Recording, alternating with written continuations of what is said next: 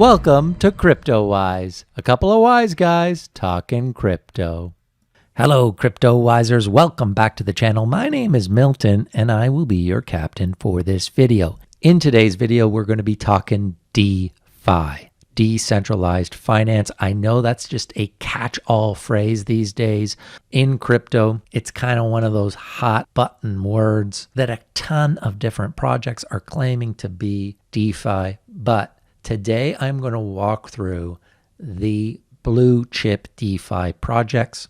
This is information that anyone interested in crypto needs to know. These are the fundamentals, people. If you're out there in altcoin forest looking for the next gem, which we know that you are because Milty is doing that too, you need to make sure you're not also ignoring the fundamentals, the key projects that are going to be leading this next alt season bull run. So we know that DeFi is growing on every network. We've got a ton of projects coming out building the DeFi network for Polkadot. We know that Elrond is creating their own DeFi ecosystem.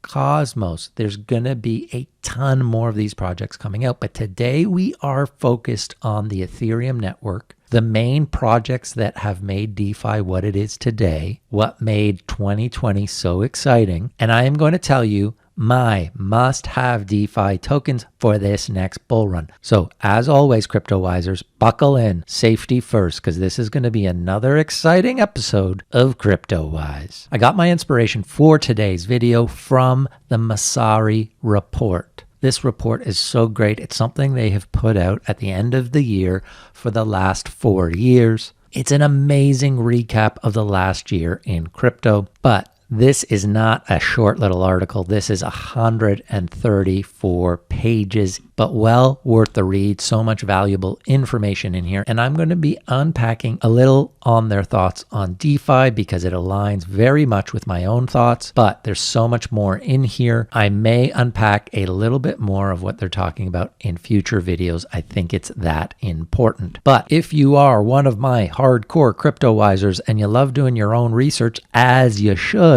I definitely recommend reading this report. Make sure you're following Messari Crypto on Twitter, and big shout out to Mr. Ryan Bitcoin Selkis. He is the author of the report. Not only is it packed with valuable information, it's also a great read, very entertaining if you're a crypto nerd like Milty. I loved it. Make sure you also give him a follow on Twitter. And hey, while you're over at Twitter, don't forget about us. Little old Milty is on here too, so make sure you give us a follow at CryptoWise Daily. And I know CryptoWisers, we're not quite daily yet, but that's what we're hoping for. And well, some guy got to CryptoWise before us. So we had to settle for CryptoWise Daily, but make sure you find us on Twitter. It is where we are most active when we are not on YouTube.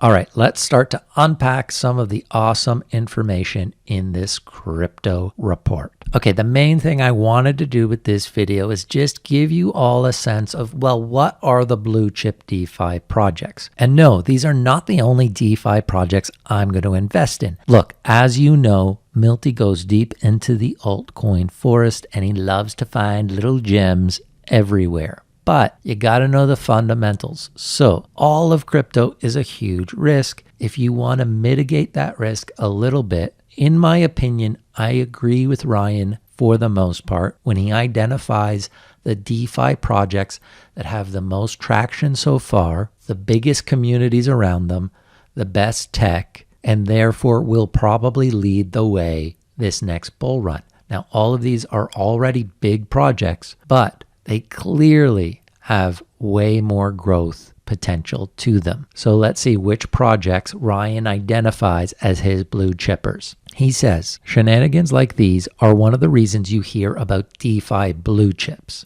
Networks where communities seem to be rallying around long-term viable projects. I coined the term uneasies, or stole it, I can't remember. 4. Uniswap, Nexus Mutual, Ethereum, Aave, Synthetix, and Wi-Fi or YFI. Add Maker and Curve to the mix, and you've captured all of the top protocols by locked value today. When I say I expect DeFi assets to re-rate 3 to 5x higher in BTC terms in the next market cycle, I'm talking about the blue chips. So these are the projects he's talking about. And really, I can't argue much with his list. You could nitpick around the edges. Maybe something like Kyber Network belongs on here. I don't know, but this is a great group of DeFi projects to begin with. If you're looking to get some exposure to DeFi, this is where to start. And I'm not even really, he has Ethereum on the list. Look, Ethereum, that's a no-brainer. You got to be in Ethereum, so we're not going to worry about that one.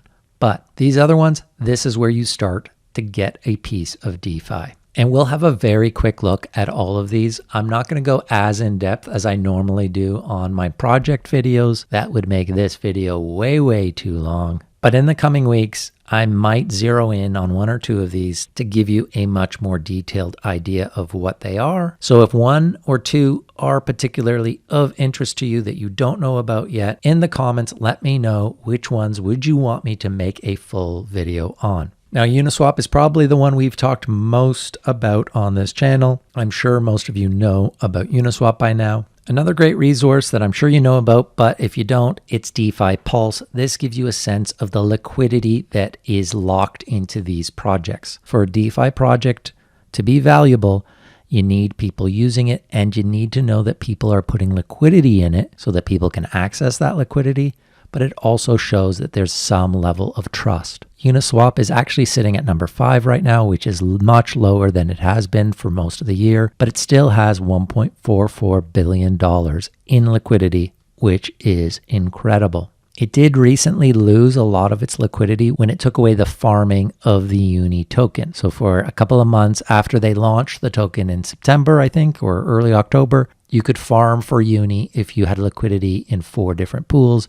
They stopped doing that, and a lot of the liquidity then rushed out of Uniswap into other projects. But do not be fooled. Uni is still the king of DEXs, and it will be throughout this next bull run, in my opinion. Let's have a little read about what Ryan had to say regarding Uniswap. So, central limit order books, the backbone of modern crypto exchanges, aggregate bids and asks limit orders from market makers at various price points for various asset pairs. They generally work pretty well with centralized exchanges, but the CLOB model breaks down when it gets brought on chain. The reasons are simple. Every bid and ask and every adjustment to those bids and asks costs gas to store on chain. And every order can theoretically get front run since orders are prioritized by gas fees versus timestamps. So Uniswap is a decentralized exchange that leverages an automated market maker. And this I found interesting. I didn't actually know this, that the concept was first proposed by Vitalik in 2016, and it was pioneered by Bancor, which is a project that is still around, in mid-2017, but then Uniswap brought it mainstream. AMM, so Automatic Market Maker, they solve the problem of maintaining a CLOB by locking trading pair assets in liquidity pools. I'm sure you guys all know that, so that's what they are. So there are multiple flavors of AMMs today, but they all use something called a constant function marker maker to price assets and ensure any order for any listed pair gets filled. He goes on to say, I think about AMMs versus CLOB exchanges the same way I think about BTC versus global currencies. Bitcoin is a bad currency in relation to the US dollar, but very good currency compared to the Argentine peso.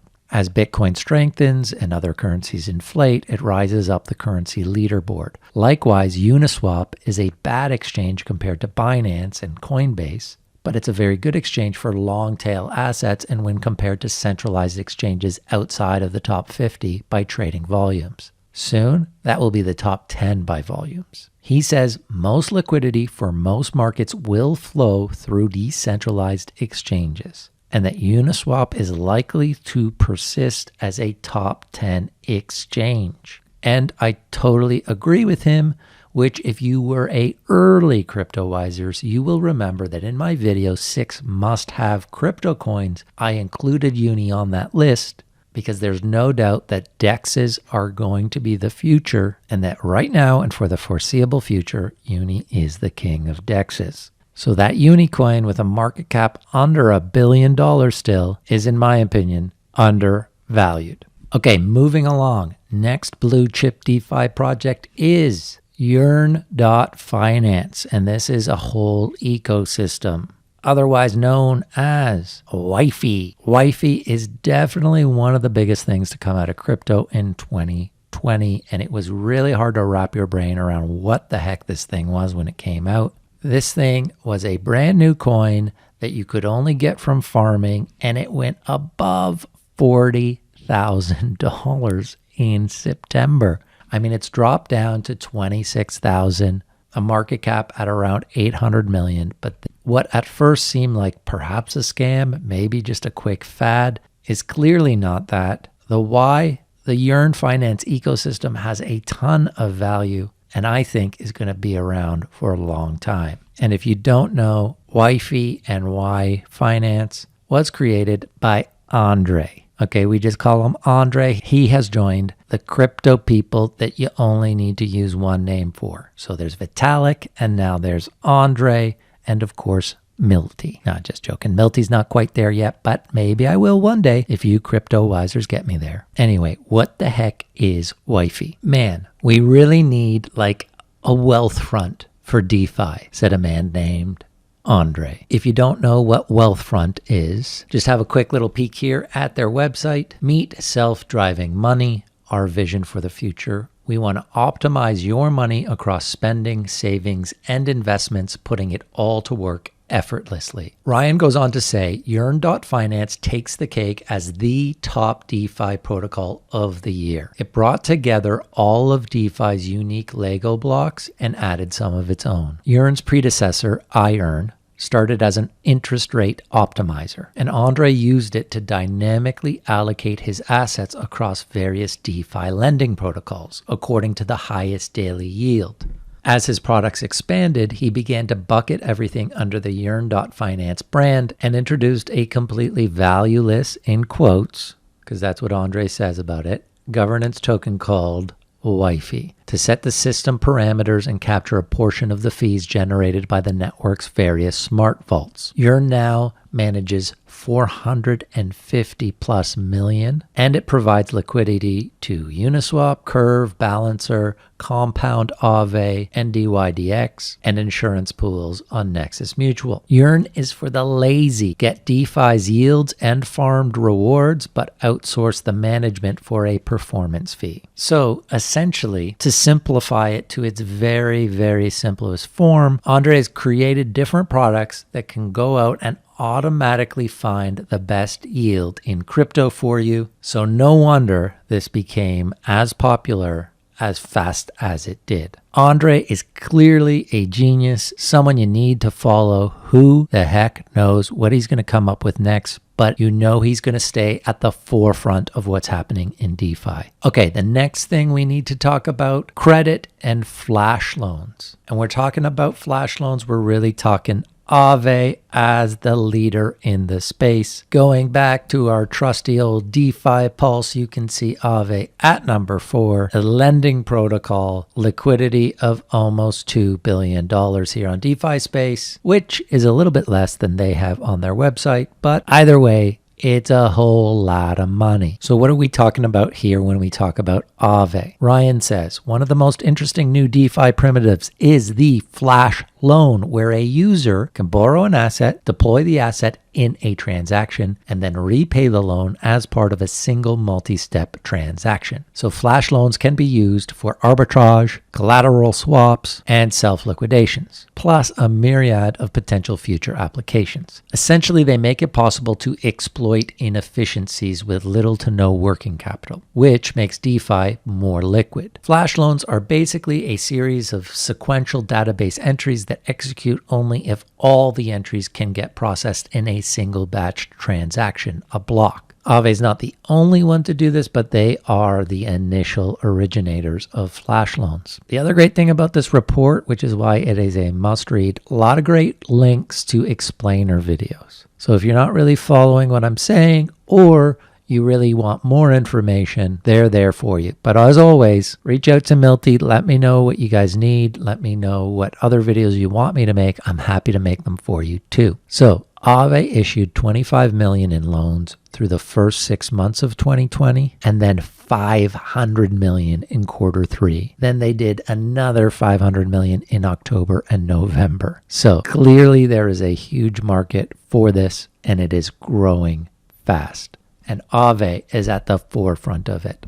Now, the last two that need to be on your radar, we won't talk a lot about them here, but that's Nexus Mutual, which is a blockchain-based solution for insurance, and Synthetix, which is the derivatives liquidity protocol. And derivatives are a huge market cap in traditional finance. So definitely keep your eye on derivatives in the crypto space. Now, before we move on, can I ask you to do Milty a favor? Can you take a second and subscribe to the channel and make sure you hit the bell, the notification button? That will let you know when I publish a video. By subscribing to the channel, you're helping us out a lot. You're helping other people find us. And it's your way of telling us that you like what we're doing and you want us to keep doing it. So if you're finding this video valuable, I really appreciate it if you subscribe to the channel. So the other thing I just wanted to touch on about DeFi, because this can be the confusing part of it for some people, is this idea of vampire attacks. So the best and worst part about building in DeFi is that everything is open source. That means that it's fair game for a competitor to fork your code, drink your milkshake, as Ryan says,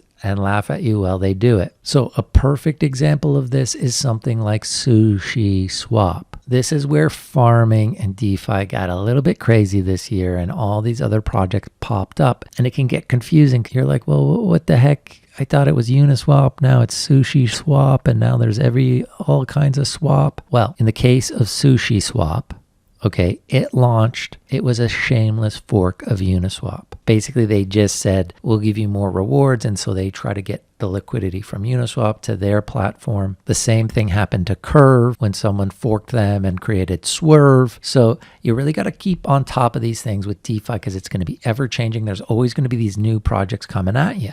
And I'm not saying they're all bad. Uniswap has actually lasted pretty good, and it's sushi coin, which you can farm. You know, it had a huge spike at the beginning and then it crashed, and that's pretty common of these things. But a lot of them don't bounce back, and sushi has. So you never know which one of these projects might take off, but just know they are forking from Uniswap, and that's why it's a similar product. But if you want less risk in this next bull market, you want to be investing in the original, in my humble opinion. But of course, as always, CryptoWise is not financial advice. I repeat, CryptoWise is not financial advice. We're just a couple of wise guys talking crypto.